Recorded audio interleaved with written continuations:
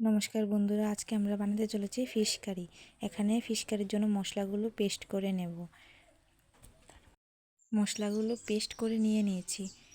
এবার এখানে থালের মধ্যে টমেটো কুচি, পেঁয়াজ কুচি, কারি পাতা, শুকনো মরিচ, একটু মেথি নিয়ে নেব এবং এবার কড়াইতে তেল দিয়ে দেব। তেল দেওয়ার পরে তেলটা গরম হয়ে গেলে এর মধ্যে মেথি, শুকনো মরিচ, পেঁয়াজ কুচি, কারি পাতা, একটু টমেটো কুচি দিয়ে ভালো করে নাড়াচাড়া করে নেব। নাড়াচাড়া করে মশলাটি ভালো করে কষিয়ে গেলে এর মশলাগুলো দিয়ে দেব।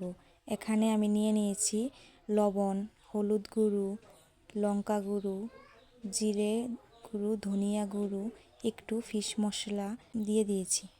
এখন মশলাগুলোকে দিয়ে ভালো করে নাড়িয়ে চাড়িয়ে কষিয়ে নেব।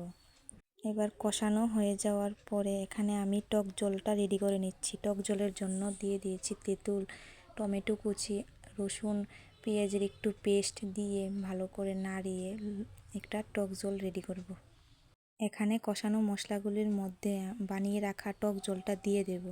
টক জলটা দিয়ে দেওয়ার পরে কিছুক্ষণ নাড়াচাড়া করে ভালো করে এখানে আমি ফুটিয়ে নেব।